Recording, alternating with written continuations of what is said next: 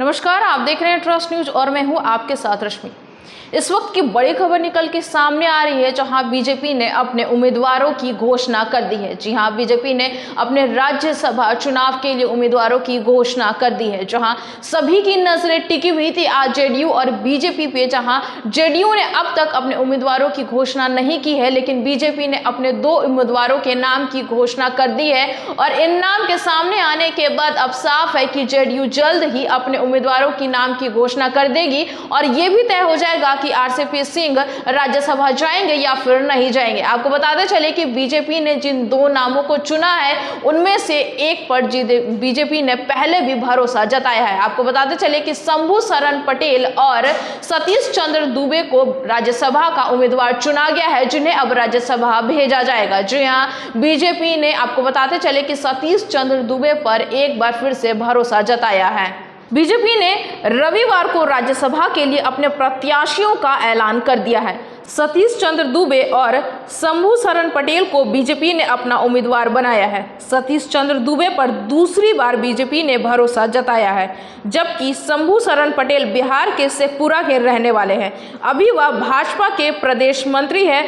शंभू के युवा होते हुए पार्टी ने उन पर भरोसा जताया है। आपको बताते चले कि शंभू शरण पटेल अभी युवा है, लेकिन फिर भी बीजेपी ने उन पर भरोसा जताया है। वहीं अगर सतीश चंद्र दुबे की बात करें तो उन पर बीजेपी ने पहले भी भरोसा जताया था और एक बार फिर उन्हें अब राज्यसभा के लिए चुना गया है। अब देखना होगा कि बीजेपी के उम्मीदवारों के नाम की घोषणा करने के बाद जेडीयू कब तक अपने उम्मीदवारों की घोषणा करेगी। हालांकि जेडीयू में आज बैठक हुई, जहां जेडीयू के कई बड़े मंत्री जो है वो आए थे। आपको बताते चले कि ललन सिंह के साथ उपेंद्र कुशवाहा और कई जेडीयू के बड़े नेता इस बैठक में शामिल हुए थे।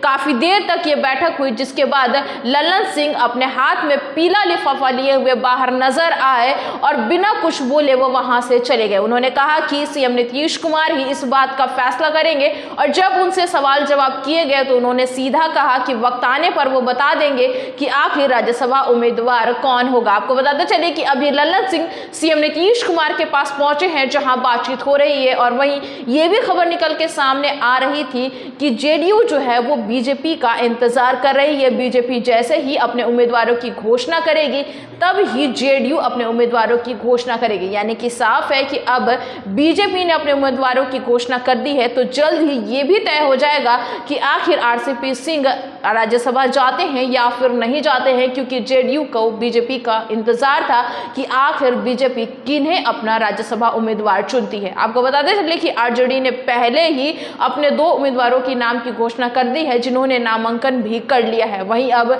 बीजेपी ने भी अपने 2 नामों की घोषणा जो है वो कर दी है और अब इनके नाम के सामने आने के बाद लोगों की जो निगाहें हैं वो जेडीयू पर टिकी हुई हैं, क्योंकि सभी लोग जो है वो आकलन लगा रहे थे कि इस बार शायद आरसीपी सिंह जो है वो राज्यसभा नहीं जाए, क्योंकि जिस तरीके से सीएम नीतीश कुमार फैसला लेते नजर आते हैं और वो सभी को चौंका देते हैं। और इस फैसले के सामने आने के बाद कई लोगों की निगाहें जो है वो जेडीयू पे साफ तौर पे टिकी हुई है, क्योंकि जिस तरीके से सीएम नीतीश कुमार ने अनिल हेगड़े को राज्यसभा के लिए चुना था, जिस पर किंग महेंद्र की सीट थी और उनके मृत्यु के बाद ये सीट खाली हो गई थी, जिसके लिए उन्होंने अनिल हेगड़े का नाम लिया था। और इस नाम के सामने आने के बाद सभी लोग चौंक गए थे और एक बार फिर लोगों को ऐसा ही लगता है कि सीएम नीतीश कुमार फिर से कोई ऐतिहासिक फैसला ले सकते हैं।